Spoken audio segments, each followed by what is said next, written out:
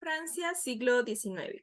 El contexto socioeconómico de Francia estuvo marcado por una serie de cambios que causaron un impacto profundo dentro de la sociedad y la economía del país. Durante este siglo se dan importantes hechos que marcaron a la sociedad francesa, como por ejemplo el Imperio francés establecido por Napoleón I, luego la gran debilidad de los reyes Luis XVIII y Carlos X, quienes intentaron restaurar en algún momento la monarquía del pasado, la nueva monarquía parlamentaria, la rebelión de 1848, el imperio de Napoleón III y la guerra franco-prusiana en Europa, que fueron los que llevaron a la proclamación de la Tercera República. Se viviría durante este periodo también en Francia una incertidumbre económica, política, cultural y social ante las constantes revoluciones, ocasionando todo esto el retraso del desarrollo económico. Además surge también la industrialización de esta potencia desde un lugar lento y progresivo. También surge el romanticismo, que planteaba una liberación del hombre, logrando crear sentimientos de revolución en el pueblo con nuevas ideologías. La literatura, por ejemplo, y la ciencia cumplen un papel fundamental en la propagación de estas ideas. La sociedad se vuelve mediática y cambia su estructura política. Lo cierto es que después de una larga historia llena de conflictos, en este ciclo se logró instaurar formalmente y definitivamente en Francia un régimen republicano. Todos estos factores repercutirán en la vida de una persona, de un francés, durante el siglo XIX. Y dentro de este grupo se encuentran los artistas, ¿no? Quienes perdieron la sensación de seguridad en la época. Una profunda hendidura se abrió en estas personas, ¿no? En estos artistas, cuyo temperamento o convicciones les permitían seguir o los convencionalismos y satisfacer las demandas del público, o de aquellos otros que se preciaban de su propio aislamiento deliberadamente aceptado. Lo que podemos decir, ¿no? Que empeoraron algunas cosas para estos artistas fue la revolución industrial y la decadencia del oficio, ¿no? La aparición de una nueva clase media sin tradición y la producción de obras a bajo precio que se enmascaraban con el nombre de arte, acabaron por desbaratar el gusto del público. ¿Cómo influyó el contexto socioeconómico sobre la salud mental de Vincent Van Gogh? Antes de los 30 años, Van Gogh fue maestro de francés, trabajó en una galería de arte, estudió teología y fue evangelizador antes de dedicarse a la pintura. Vivió la mayor parte de su vida en Francia, aunque viajó por varios países sin realmente establecerse en alguno de ellos. Los detalles de su vida, a menudo trágicos, nos dan una comprensión del profundo pozo emocional del que extrajo su inspiración artística. A Van Gogh se lo puede considerar como un hombre retraído, pero muy temperamental al mismo tiempo, empujado a la frustración de su existencia por no poder encajar en una sociedad muy arraigada a sus propios hábitos, en donde lo correcto suele ser muy delimitado. Para Van Gogh, la única forma ferviente de poder expresarse al mundo es a través de la pintura. Sin embargo, consideraba que el trabajo al natural era el único medio a través del cual podía completar la expresión de sus ideas. Nunca del todo feliz en las grandes ciudades, no encontraba lugar en donde encajar. Es debido a eso que se movía y viajaba con tanta constancia. Cuando llegó a sentirse cómodo instalado en Arles, algunos ciudadanos se habían quedado alarmados por su comportamiento y firmaron una petición detallando sus preocupaciones. La petición ordenó que Van Gogh fuera readmitido en el hospital Hotel de Lieu. Su comportamiento agresivo y solitario lo hace ser una paria de los diferentes sitios donde habitaba y lo hicieron vivir una vida de frustraciones amorosas al ser rechazado por cada una de sus pretendidas.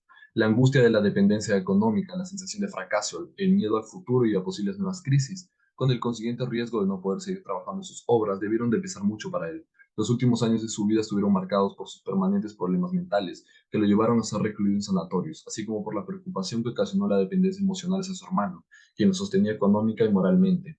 En diciembre de 1888, Gauguin realizó un retrato de Van Gogh pintando girasoles. Van Gogh creyó ver representada su propia locura, a raíz del incidente turbulento de la mutilación de la oreja. Su convivencia de 2 meses con Gauguin se terminó, y con ella la ilusión de crear una comunidad de artistas del sur de Francia. Todo ello lo sumió en una gravísima crisis mental que acabaría con su internamiento en un hospital, incidiendo aún más en su atormentada alma.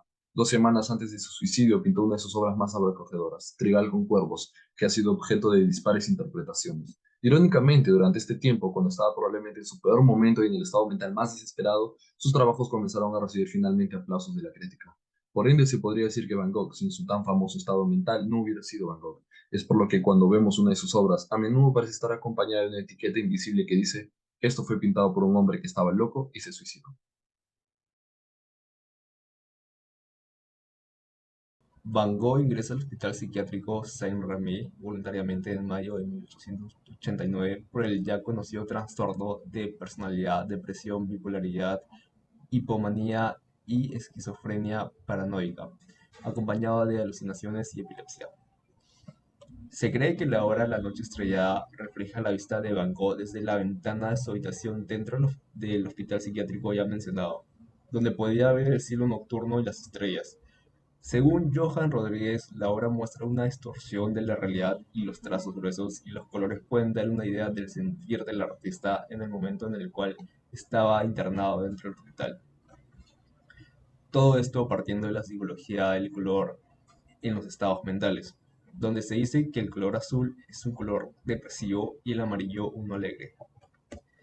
Apartando lo que se ve a simple vista como un cielo a la luz de las estrellas y una profunda luna, se puede especular en cómo él intenta ver una luz en su situación donde la depresión lo agobia y llena su vida de angustia.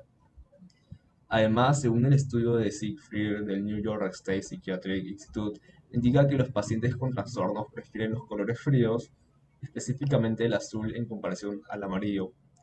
Y es exactamente los colores que vemos, puesto que intenta encontrar una luz dentro de todo ese mar de colores azules.